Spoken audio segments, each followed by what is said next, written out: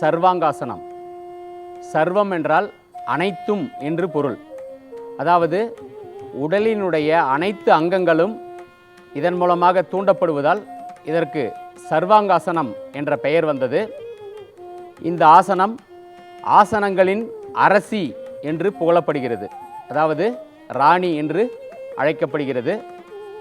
இந்த சிறப்பு வாய்ந்த சர்வாங்காசனத்தினுடைய பயன்கள் நம் உடலிற்கும் மனதிற்கும் ஒரு அழகு தோற்றத்தை, இளமை தோற்றத்தை இந்த ஆசனம் வழங்குகிறது. அதே போல தோள்பட்டைகள் முழுமையாக பலமடைகிறது. அதே போல இந்த ஆசனம் செய்வதனால் உடலினுடைய அனைத்து அங்கங்களும் தூண்டப்படுகிறது, அனைத்து உறுப்புகளும் நன்கு வேலை செய்கிறது. தைராய்டு சுரப்பி நன்றாக செயல்பட்டு உடல் சமநிலை அடைகிறது. அதே போல மலச்சிக்கல் நீங்குகிறது. ஆஸ்துமா, வீசிங், மூக்கடைப்பு போன்ற அனைத்து பிரச்சனைகளும் சரியாகிறது. இந்த சிறப்பு வாய்ந்த சர்வாங்காசனத்தை எப்படி செய்வது என்பதை இப்போது கற்கலாம். இப்படி மல்லாந்த நிலையில் படுத்துக்கொள்ள வேண்டும். இந்த சர்வாங்காசனம் செய்வதற்கு முன்பாக உத்தன் பாதாசனம் என்ற ஒரு பயிற்சி ஆசனத்தை செய்துவிட்டு சர்வாங்காசனத்தை செய்யலாம். முதலில் உத்தன் பாதாசனம். இதுதான் உத்தன் பாதாசனம். இந்த நிலையில் ஒரு 20 நொடிகள் இருந்துவிட்டு அப்படியே சர்வாங்காசனம் செய்ய இருக்கின்றேன். சர்வாங்காசனத்திற்கு இப்படி உடலை தூக்கி முதுகுத்தண்டில் கைகளை வைத்துக்கொண்டு இப்போது ஷோல்டர், கைகள் மற்றும் தலை மட்டுமே கீழே இருக்கின்றது. மற்ற பகுதிகளை மேலே உயர்த்தி இருக்கின்றோம். இதுதான் சர்வாங்காசனம். தாடை பகுதி நெஞ்சு பகுதியில் ஒட்டியிருக்கும்.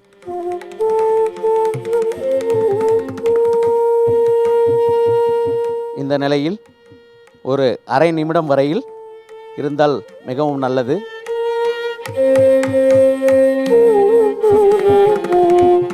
இந்த ஆசனத்திலிருந்து மெதுவாக விலகி கொள்ளலாம். இந்த ஆசனம் செய்த பிறகு கண்டிப்பாக சாந்தி ஆசனம் செய்ய வேண்டும்.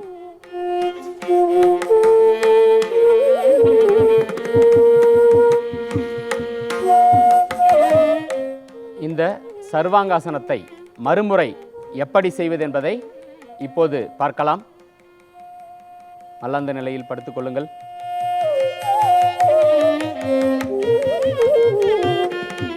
முதலில் பயிற்சி ஆசனம் உத்தன் பாதாசனம். கால்களை இரண்டையும் ஒன்றாக சேர்த்து 90 டிகிரி உயர்த்துங்கள். மூச்சை இழுத்துக்கொண்டே நேராக,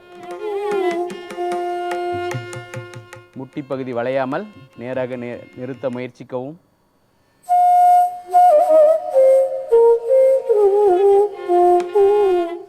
இப்போது இந்த நிலையிலிருந்து அப்படியே சர்வாங்காசனம்.